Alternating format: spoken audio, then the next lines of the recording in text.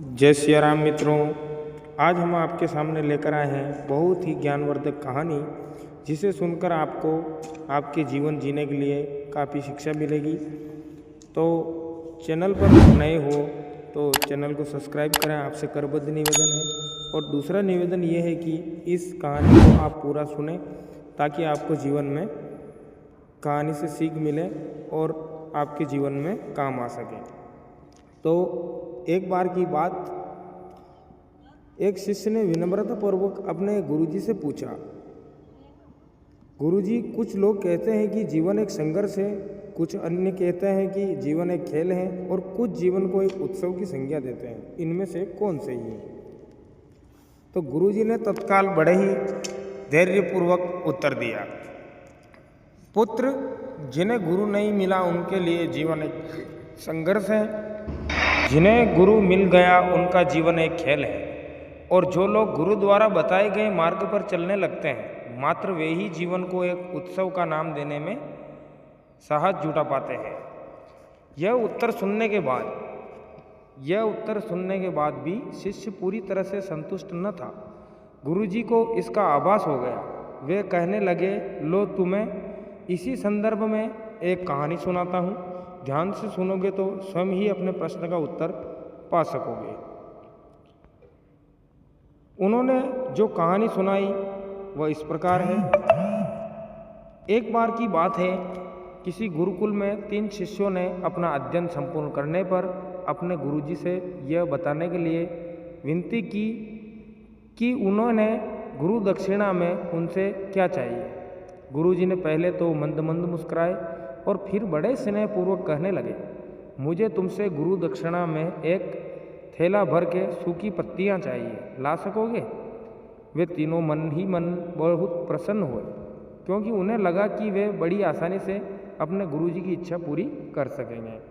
सूखी पत्तियों तो जंगल में सर्वत्र बिखरी ही रहती है। वे उत्साहपूर्वक एक ही स्वर में बोले, जी गुरुजी, जैसी आपकी आज्ञा।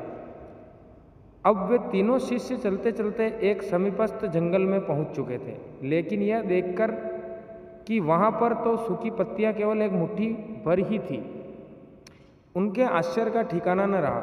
वे तो सोच में पड़ गए कि आखिर जंगल में कौन सूखी पत्तियां उठाकर ले गया होगा। इतने में ही उन्हें दूर से आता हुआ कोई किसान दिखाई दिया।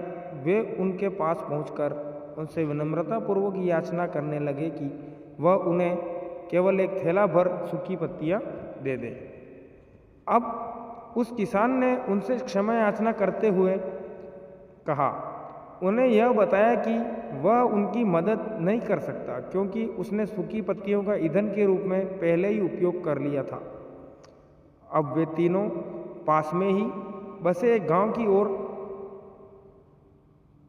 इस आशा से बढ़ने लगे कि हो सकता है वहां उस गांव में उनकी कोई सहायता कर सके।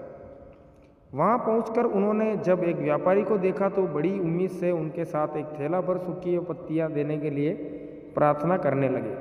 लेकिन उन्हें फिर से एक बार निराशा ही हाथ आई, क्योंकि उस व्यापारी ने तो पहले ही कुछ पैसे कमाने के लिए सूखी पत्तियों को के दोने बनाकर बेच दिए थे। लेकिन उस व्यापारी ने उदारता दिखाते हुए एक बूढ़ी माँ का पता बताया, जो सूखी पत्तियां एकत्रित किया करती थी। पर भाग्य ने यहाँ पर भी उनका साथ नहीं दिया, क्योंकि वह बूढ़ी माँ तो उन पत्तियों को अलग अलग करके कई प्रकार की औषधियाँ बनाया करती थी। अब निराश होकर वे तीनों खाली हाथ ही गुरुकुल लौट गए। गुरुजी ने उन्हें देखते ही स्नेहपूर्वक पूछा, पुत्र, ले आए गुरु दक्षिणा? तीनों ने सर झुका लिया। गुरुजी द्वारा दोबारा पूछे जाने पर उनमें से एक शिष्य कहने लगा, गुरुदेव, हम आपकी इच्छा पूरी नहीं कर पाए। हमने सोचा था कि सूखी पत्तियां तो जंगल में सर्वत्र बिखरी ही रहती होगी, लेकिन बड़े ही आश्चर्य की बात है कि लोग उनका भी कितनी तरह से उपयोग करते हैं। गुरुजी ने फिर पहले की तरह मुस्कुराते हुए प्रेम पूर्वक बोले, निराश क्यों होते हो? प्रसन्न हो जाओ। यही ज्ञान की सूखी पत्तियां भी व्यर्थ नहीं हुआ करती, बल्कि उनके भी अनेक उपयोग हुआ करते हैं। मुझे गुरु दक्षिणा के रूप में दे दो। तीनों शिष्य गुरुजी को प्रणाम करके खुशी खुशी अपने घर की ओर चले गए। वह शिष्य जो गुरुजी की कहानी एकाग्र चित्त होकर सुन रहा था, अचानक बड़े उत्साह से बोला, गुरुजी, अब मुझे अच्छी तरह से ज्ञात हो गया है कि आप क्या कहना चाहते हैं।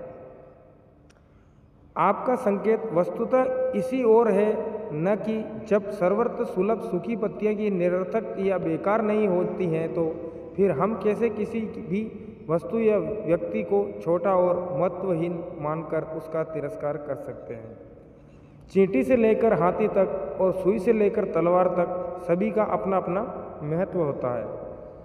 गुरुजी भी तुरंत ही बोले, हाँ पुत्र, मेरे कहने का भी यही तात्पर्य है कि हम जब भी किसी से मिले तो यथा योग्य मान देने का भरसक प्रयास करें, ताकि आपस में स्नेह, सद्भावना, सहानुभूति एवं सहिष्णुता का विस्तार होता रहे और हमारा जीवन संघर्ष के बजाय उत्सव बन सके।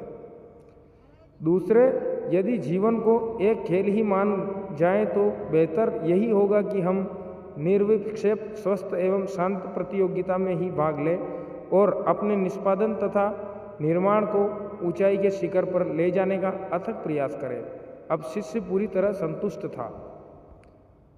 अंततः मैं यही कहना चाहता हूँ कि यदि हम मन, वचन और कर्म, इन तीनों ही स्तरों पर इस कहानी का मूल्यांकन करें तो भी यह कहानी खरी ही उतरेगी। सबके प्रति पूर्वाग्रह से मुक्त मन वाला व्यक्ति अपने वचनों से कभी भी किसी की आहत करने का दुस्साहस नहीं करता और उसकी यही ऊर्जा उसके पुरुषार्थ के मार्ग की समस्त बाधाओं को हर लेती है। वस्तुतः हमारे जीवन का सबसे बड़ा उत्सव पुरुषार्थ ही होता है, ऐसे विद्वानों का मत है और ऐसा ही विद्वानों का कहना है। तो कहानी से आपको क्या सीख मिली और कहानी कैसी लगी, कमेंट करके ज़रूर बताएं और चैनल को साथ ही सब्सक्राइब करें। मिलते हैं नेक्स्ट वीडियो में, तब तक के लिए जय जय सिया राम।